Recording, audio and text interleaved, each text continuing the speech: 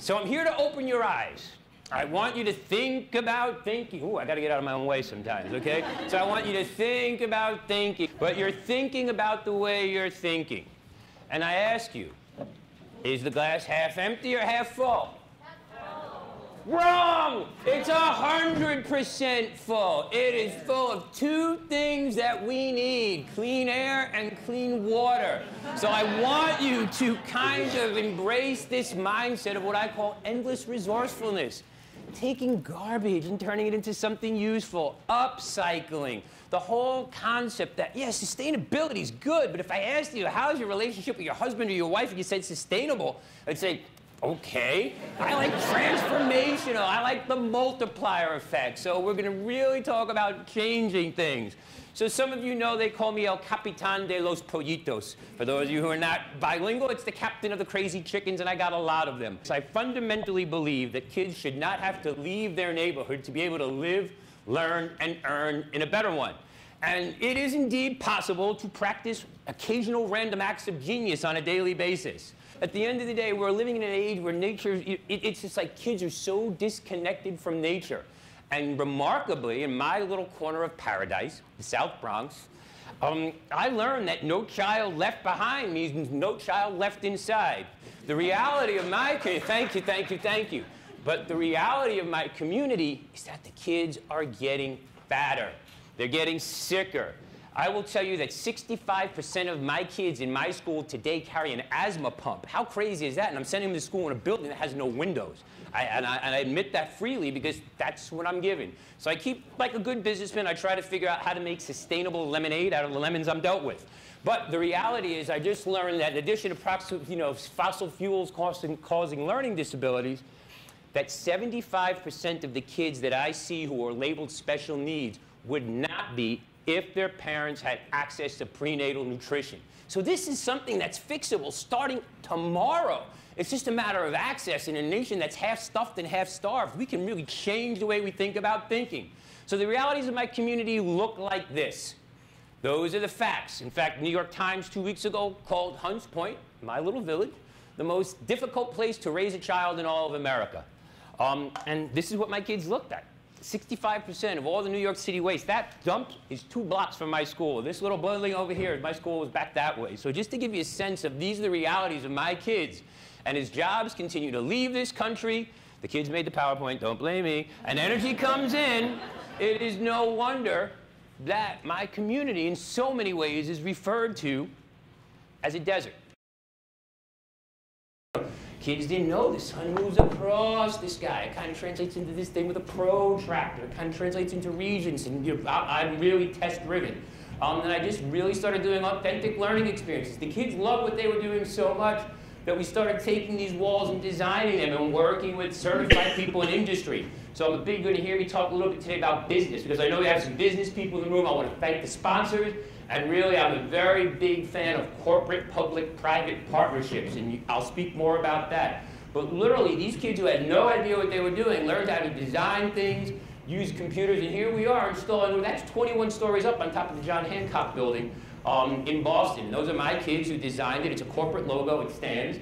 And we started installing walls, green walls in schools. And you can see this is very institutional looking. That's one of the nicer buildings we bought. But we started transforming landscapes and mindsets and started doing stuff with 21st century lighting, LED technology. This is even before I heard about the U.S. Green Building Council and a retrofit. So we were kind of moving in that direction because at the end of the day, whether you're living in the projects or you're living in an expensive house, you still have to pay electricity bills. So my kids, the retrofitting really is something that my kids get. And you can't outsource that work. It has to be done where you're at. So my kids kind of like it. It also leads to a lot of hands-on skill.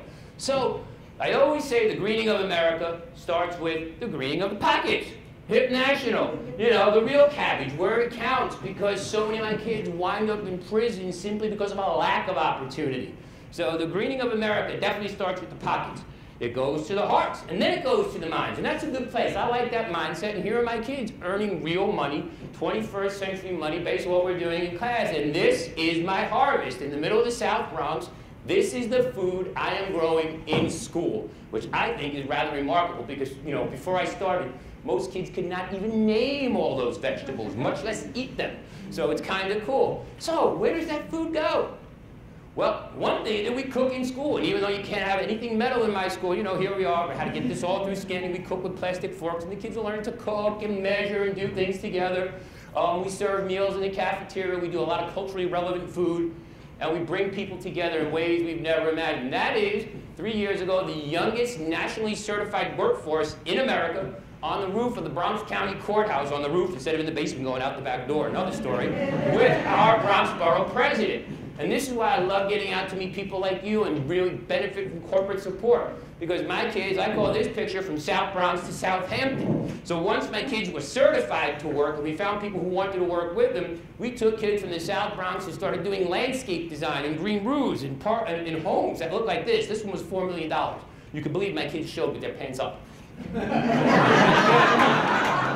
When kids from the poorest congressional district in America who look at nothing green can start configuring landscape that looks like this, they start changing the way they think about the way they're thinking.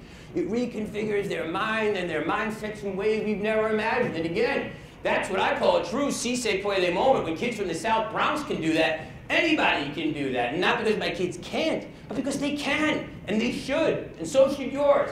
So we had so much fun. The following summer, we moved back in and worked on a $12 million home, 17,000 square feet. We actually rented a home in the Hamptons. It's like the Beverly Hillbillies, you know. Sideways, me and 15 kids. We rented a house. It was $3,500 a week, and we built it into the pricing.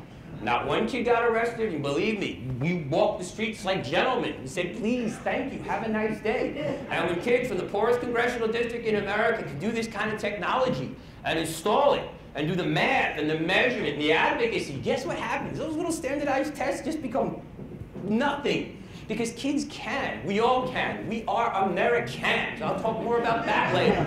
But again, when kids can do things and grow this from seed and plant it and design it with computers, these are the kind of 21st century skills that are going to mitigate our environment, mitigate our lives, and involve and engage kids in ways we've never imagined.